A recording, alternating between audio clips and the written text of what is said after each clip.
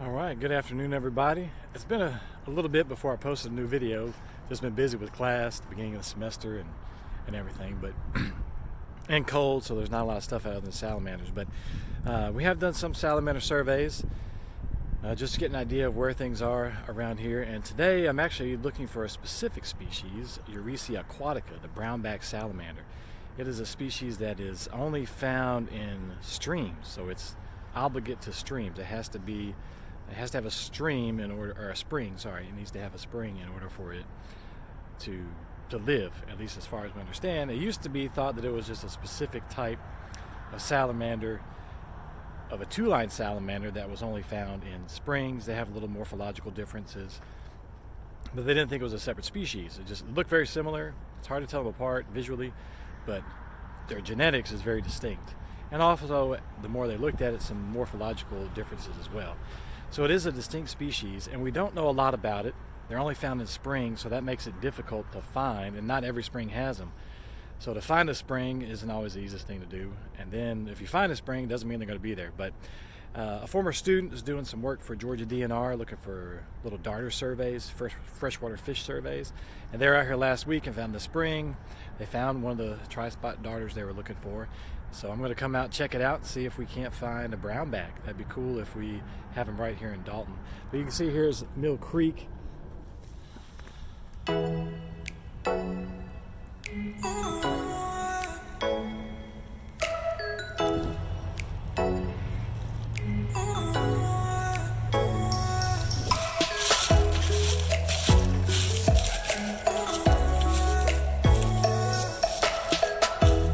Alright, so we've hiked down.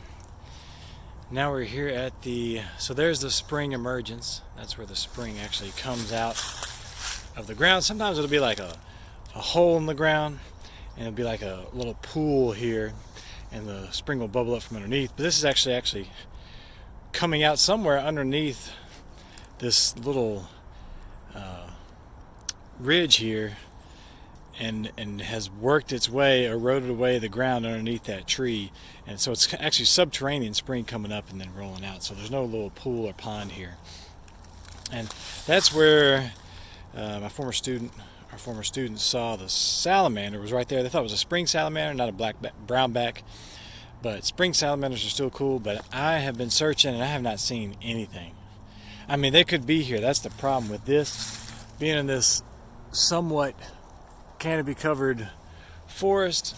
You can see there's lots of leaves, so they could just be behind those leaves. I flipped the rocks. I've been grabbing leaves and looking at them. I found some aquatic invertebrates, but no such luck as of yet for a salamander of any sort. I'd take any salamander.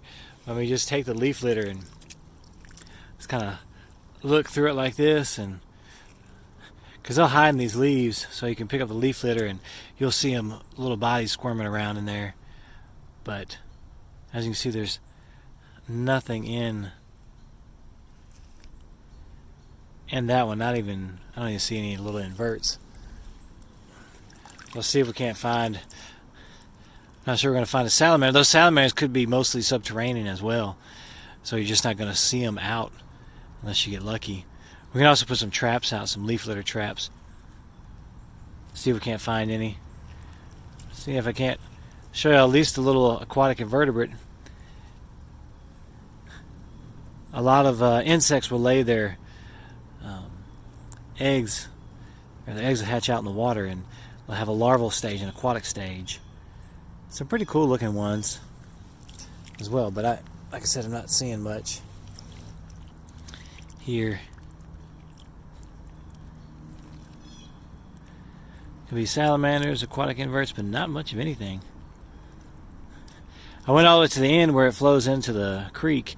Saw some little fish in there, but other than that, I have not seen much.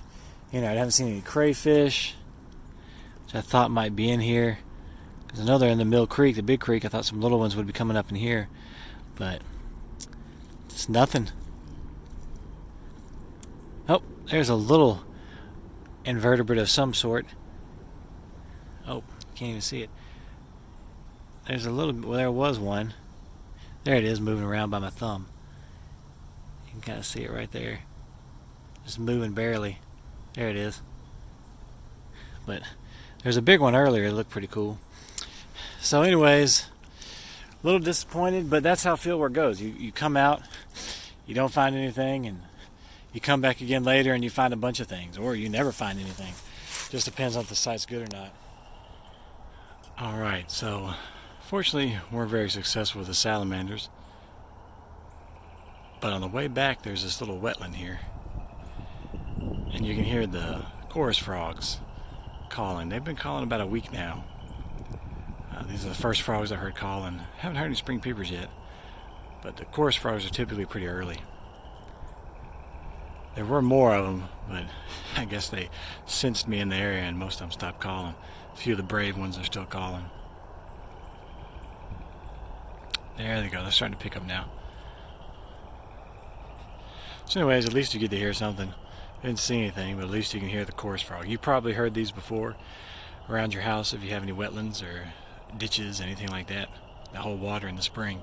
You probably heard this, and that's the chorus frog. It sounds kind of like you running your finger across a comb. That little noise that it makes. But this is the chorus frog. Upland chorus frog around here. Alright, well, at least we can hear something today.